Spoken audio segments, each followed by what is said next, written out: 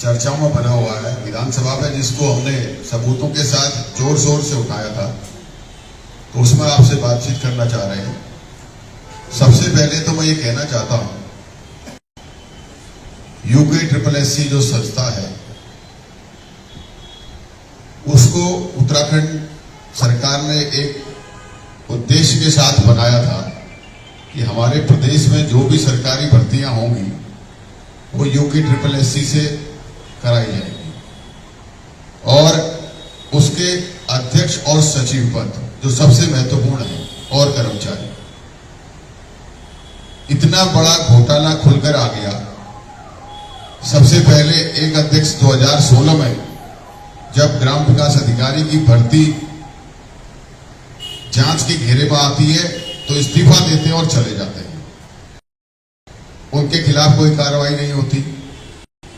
फिर उसके बाद दूसरे अध्यक्ष 2022 में, जिनका 1-1.5 महीने बाद कार्यकाल पूरा होना था, इतना बड़ा घोटाला, व्यापम से भी बड़ा घोटाला सामने आता है और वो इस्तीफा देते हैं, चले जाते हैं, बहुत सारे सवाल छोड़कर।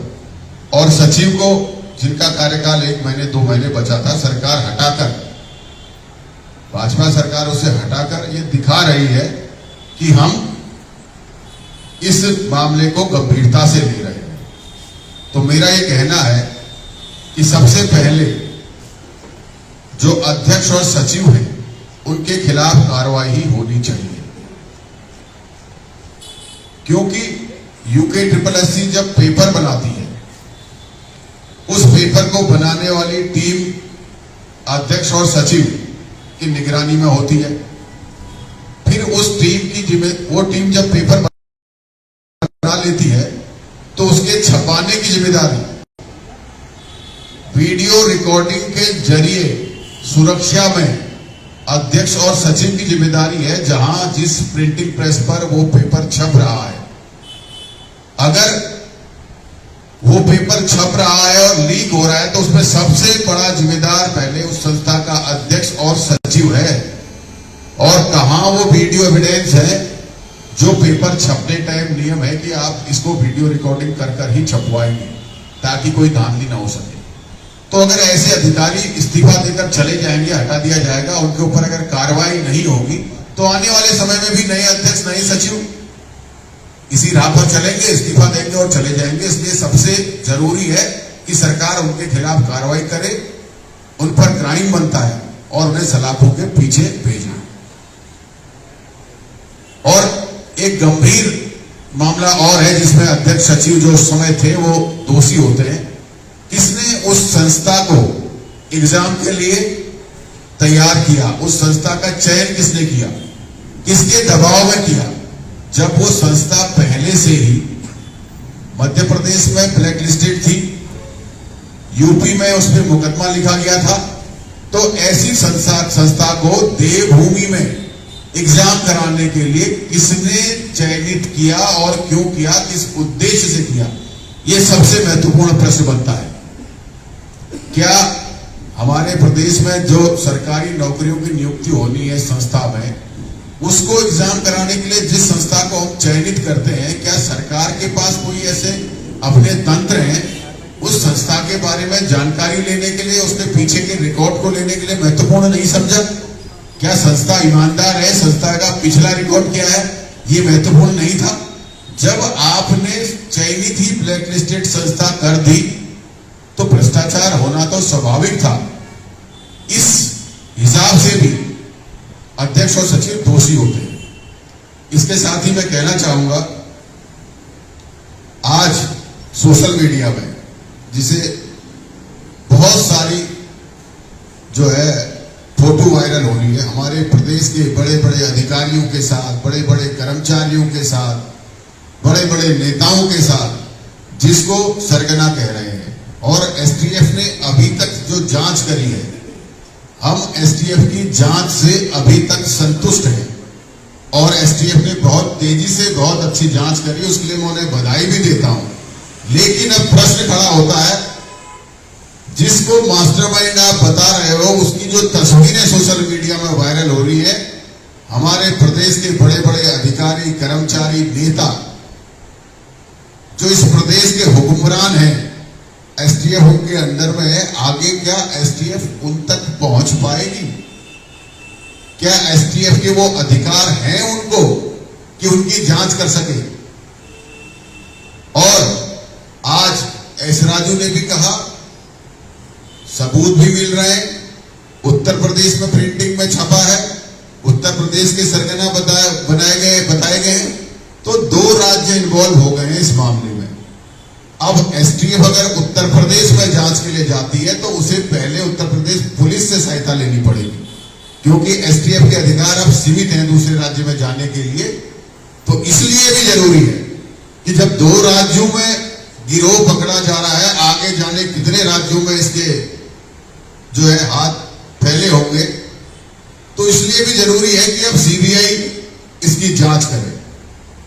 आज सरकार को, जिस हिसाब से आज सरकार कह रही है कि भाई हम जांच कर रहे हैं, किसी को नहीं छोड़ेंगे, अगर सरकार की मंशा साफ है और वो चाहती है कि भाई पूरा जो घोटाला है वो खुले और अंतिम व्यक्ति जो इसमें संलिप्त है वो जेल के पीछे जाए, तो इसके लिए जरूरी है कि सीबीआई को ये केस अब सौंपा जाए, क्योंकि प्रदेश के बड़े बड़े प्रभावशाली लोग कहीं न कहीं जिला पंचायत सदस्य जो थे उनके साथ दिखाई दे रहे हैं। मैं ये मानता हूं कि फोटो खींचना एक सामान्य सी बात है, उसमें हम किसी पे आरोप या प्रत्यारोप नहीं कर सकते, लेकिन कहीं न कहीं उत्तराखंड के लोगों के मन में ये सवाल उठ रहा है, उत्तराखंड के बेरोजगार युवाओं के मन में ये सवाल उठ रहा है, उत्तराखंड के आवाम के मन में ये सवाल उठ रहा है, और वो भी ये मांग कर रहे हैं कि अब इसकी जांच सीबीआई से होनी चाहिए। और हम लोग भी इसकी मांग सीबीआई से चाहते हैं, क्योंकि इसमें हर व्यक्ति को न्याय और हर दोषी को सजा मिलनी जरूरी है, जिसके लिए जरूरी है कि ये सब जांचें कराई जाए। एस राजू जी ने जैसे अपने बयान में कहा, हम तो 5 बार जो है इसकी जांच के लिए पत्र लिख चुके थे, उसके बाद भी जांच नहीं हुई। क्यों नहीं हुई? 2016 की भर्ती जिसमें रणवीर सिंह जी की अध्यक्षता में कमेटी बनी थी, उसमें जांच हुई, टेम्परिंग मानी गई, उसके बावजूद भी उसका खुलासा क्यों नहीं हुआ, कार्रवाई क्यों नहीं हुई?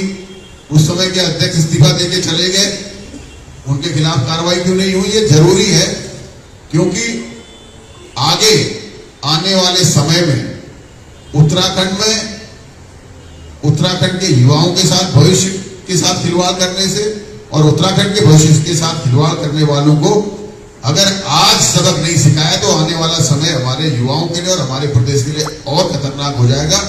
ये नजीर बनाने का समय है, ये एग्जाम्पल सेट करने का समय है कि इस देवभूमि में जो भ्रष्टाचार करेगा उसके खिलाफ कड़ी कार्रवाई होगी और उसे जेल के सलाखों के पीछे जाना पड़ेगा। इसलिए जरूरी है कि सीबीआई की जांच हो। धन्यवाद। धन्यवाद साथियों, धन्यवाद कापड़ी जी, धन्यवाद पत्रकार बंधु। मैं अपने आप को भुवन भाई की बातों से संबद्ध करते हुए केवल 2-3 चीजों में आपका ध्यान आकर्षित करना चाहूँगा। एक तो जो ये जांच बैठी, इसका संदर्भ इस रूप में भी इम्पोर्टेंट है। आपको याद होगा 2017-18 में विधानसभा में 2016 की वीडियो भर्ती के विषय को मैंने उठाया था और उसमें तात्कालिक संसदीय कार्य मंत्री स्वर्गीय प्रकाश पंत जी ने हाउस में ये माना था, वक्तव्य दिया था कि कॉपीज में टैंपरिंग हुई है और दोषी अधिकारी और कर्मचारियों के खिलाफ कार्रवाई होगी। और ये प्रश्न इसलिए उठा था कि उस समय अध्यक्ष के साथ जो 2 मेंबर्स थे, दोनों मेंबर्स ने ये आरोप लगाते हुए कि परीक्षा में बहुत बड़ा घोटाला हुआ है, इस्तीफा दिया था। उसमें ऑलरेडी भैंसोड़ा जी और उनके साथी दोनों ने, आज भी भैंसोड़ा जी का एक स्टेटमेंट अखबारों में आया है। और दुर्भाग्य कहूं कि वो जो टैंपरिंग का मामला रणवीर सिंह की जांच में पकड़ा गया, उसमें आज तक कोई कार्रवाई नहीं हुई। विधानसभा में आश्वासन के बाद उसमें स्वयं प्रकाश पंत जी ने इस बात को सरकार की तरफ से माना था कि धांधली हुई है और कॉपीज में टैंपरिंग हुई है और हमने ट्रेजरी में वो कॉपीज को रखा है, ये भी उनके शब्द थे। आप लोग विधानसभा की कार्रवाई से उसको निकलवाइएगा। मेरा ही प्रश्न था नियम 58 के तहत, और उसमें ये उत्तर मिला था। और आज रणवीर सिंह बहुत नजदीक है सरकार के, इसको इस रूप में भी देखना आवश्यक है कि जो व्यक्ति पकड़ा गया जिला हाकम सिंह, इसके ऊपर एफआईआर फॉरेस्ट भर्ती में भी आई थी। और रणवीर सिंह जो है, नहीं, ये आरबीएस रावत जो है, उस समय फॉरेस्ट डिपार्टमेंट के बड़े अधिकारी होते थे। आरबीएस रावत जो उस समय अध्यक्ष थे लोकसभा के, आरबीएस रावत फॉरेस्ट के बड़े अधिकारी, और ये हाकम सिंह का फॉरेस्ट भर्ती में नाम आना, और आज उसी हाकम सिंह का फिर से वीडियो पीपीडीओ में भर्ती घोटाले में नाम आना, ये कहीं ना कहीं कड़ी जोड़ रहा है। और जो भुवन कापड़ी जी ने प्रश्न उठाया, उसको अगर हम गौर से देखें तो जांच तब तक पूरी नहीं मानी जा सकती जब तक इस जांच को 2016 से क्रम से ना लिया जाए। उसमें तात्कालिक फॉरेस्ट अधिकारियों की भी जांच होनी चाहिए, हाकम सिंह की भी जांच होनी चाहिए, और आज के की कड़ी तभी जोड़ सकती है क्योंकि फॉरेस्ट। अच्छा, दूसरा प्रश्न जो कापड़ी जी ने कहा कि अधिकारी और मंत्रियों के साथ फोटोज आ रही हैं, उसमें मुझे इतना ही कहना है कि हाकम सिंह का नाम पहले भी एफआईआर में आ चुका है फॉरेस्ट भर्ती में, और जब एक व्यक्ति का नाम फॉरेस्ट भर्ती में आया था और एफआईआर में भी उनका नाम था, उसके बाद जिला पंचायत का उनको टिकट कैसे बीजेपी ने दिया। आज अध्यक्ष जी बड़ी साफगोई से कह रहे हैं कि हमने साहब उनको हटा दिया है और उनको 6 साल के लिए निष्कासित कर दिया। जिस आदमी का नाम पहले ही घोटाले में एफआईआर में आया हुआ हो, उसे क्यों भारतीय जनता पार्टी ने टिकट दिया? क्यों उसके संग अधिकारी और कर्मचारी फोटो खिंचाने से बाज नहीं आए? क्यों उसको कार्यक्रमों का संचालन दिया गया? और क्यों अधिकारीगण ऐसे दोषी व्यक्ति के होटलों में जाके स्टे करते हैं?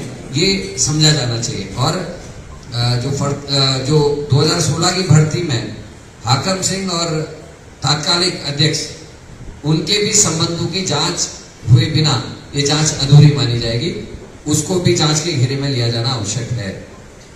रही बात जांच की, तो हमारे डिप्टी लीडर ने और जो इसमें संबंधित प्रतिभागी थे, चाहे वो सेलेक्ट हुए नहीं हुए, सबने सीबीआई जांच की मांग की है।